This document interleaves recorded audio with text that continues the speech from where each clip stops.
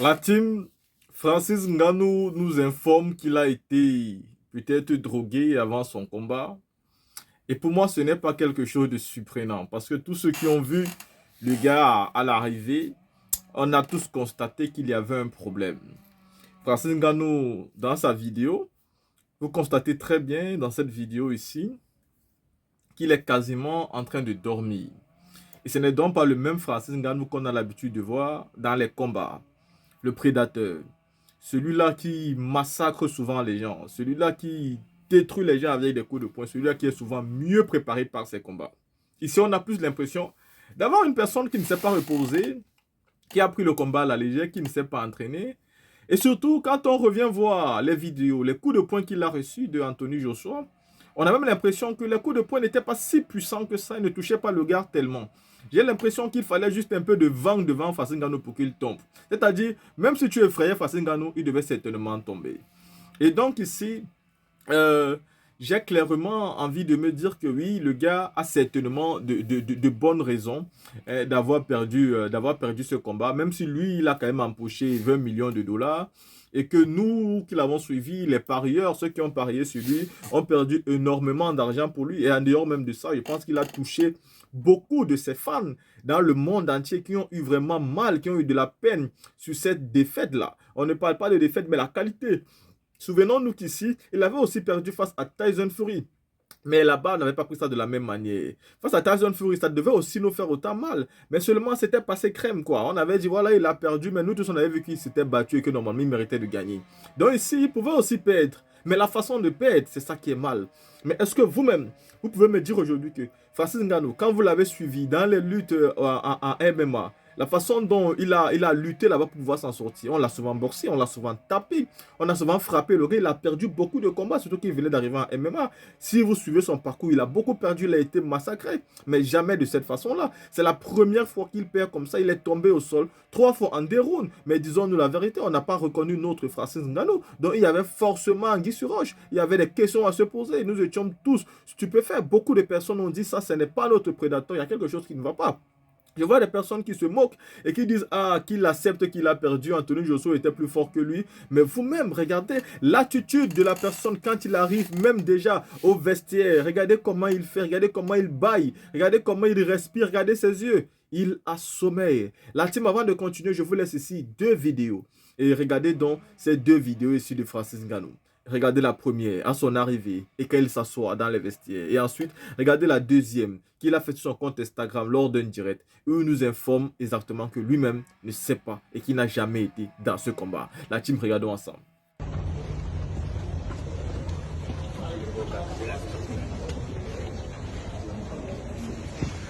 Hello.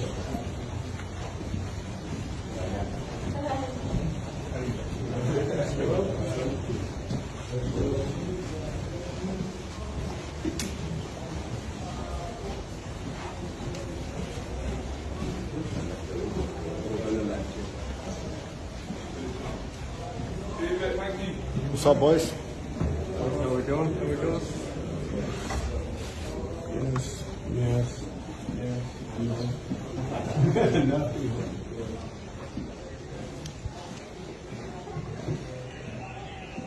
At least our TV's working this time. Rob? Yo, thank you very much. Got it. I believe in you. I'll just put it I after. believe in you all the time.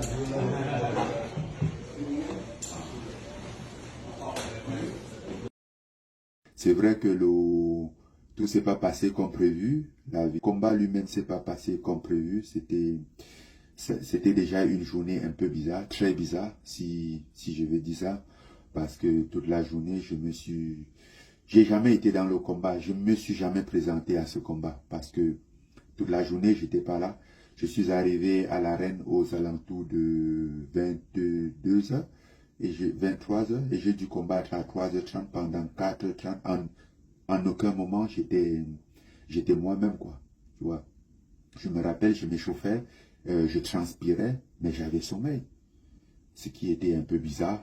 On a accusé le fait qu'il se faisait tard, bien que je m'entraînais déjà un peu tardivement pour me préparer aux heures du combat. Mais bon, Après, il ne faut pas faire des excuses. Hein. En tant que combattant, il n'y a que deux issues dans un combat. Hein. On gagne ou on perd. Et il n'y a que deux façons de gagner ou de perdre. Soit par décision, soit par KO.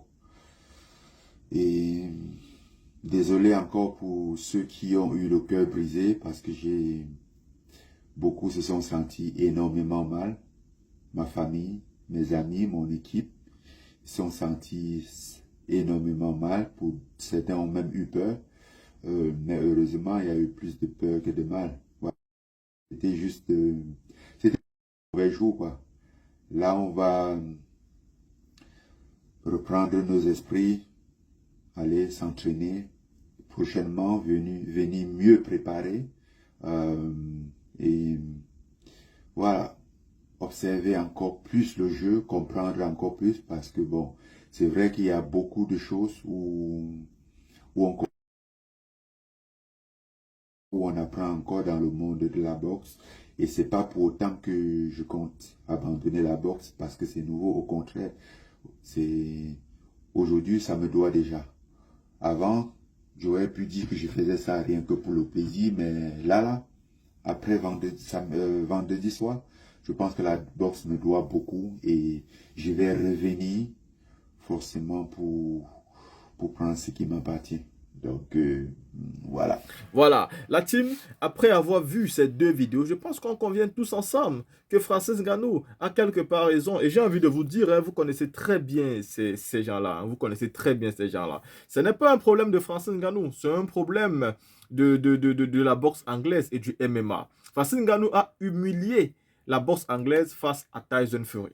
Il ne faut jamais l'oublier. Il a humilié cette boxe-là face à Tyson Fury. Il est arrivé devant le champion et il a battu le champion. Même si on a déclaré le champion vainqueur, Francis Ngannou l'a battu. C'était une honte du siècle. La boxe anglaise ne pouvait pas accepter de rester comme ça. Il fallait qu'elle prenne sa revanche. Et pour ça, elle a mis Anthony Joshua face à Francis Ngannou. Mais elle a fait ce qu'elle devait faire pour que Francis Ngannou n'aille pas au bout. Elle n'a pas simplement voulu battre Francis Ngannou. Elle a voulu humilier Francis Ngannou, au passage, humilier le MMA. Parce qu'en battant Francis Ngannou de cette façon-là, la boxe anglaise reprend le dessus. Francis Ngannou est humilié. Le MMA est humilié. Et par-dessus tout, le MMA sait aujourd'hui qu'il est en dessous de la boxe anglaise et la boxe anglaise reprend en popularité. Mais en réalité, quand Francis Ngannou fait cette sortie, d'ailleurs une sortie qu'on connaissait déjà, ça éclaire la lanterne de plusieurs personnes et secondo, la boxe anglaise va s'humilier un peu plus. Je pense que même pour Anthony Joshua, s'il voit la vidéo de Francis Ngannou, s'il est digne, s'il est bien, il doit demander lui-même d'avoir un autre combat avec Francis Ngannou, je pense, pour que Francis Ngannou soit mieux préparé. Parce qu'il est inadmissible de perdre le combat de cette façon-là. Il y a quelque chose qui n'a forcément pas marché. On peut perdre un combat, d'ailleurs, Francis Ngannou dit qu'il ne va pas se limiter à ce qui a pu se passer. Parce qu'il y a deux issues. Soit tu gagnes, soit tu perds. Soit tu perds par décision arbitrale, soit par KO. Il a perdu par KO, donc il n'y a rien à rajouter. Le pire, c'est qu'il est tombé 3 fois en 2 rounds. Mais est-ce que c'est possible avec le Francis Ngannou qu'on connaît, notre prédateur, la façon dont il a l'habitude de lutter? Regardez vous-même comme il a eu à lutter. Un peu son pied gauche était en avant, un peu son pied droit était en avant. On avait l'impression qu'il ne tenait pas bien sous ses jambes et qu'il fallait simplement d'un petit mouvement pour qu'il tombe. Ce combat-là a été truqué. Moi, je suis du même avis que Francis Ngannou. La team, je vous laisse ici en commentaire. Dites-moi ce que vous pensez par rapport à sa sortie. Est-ce que vous pensez qu'il est ici en train de faire, de faire genre, de ne pas assumer, ce c'est un mauvais perdant, ou alors quelque part il peut avoir raison. Moi je suis du même avis que lui.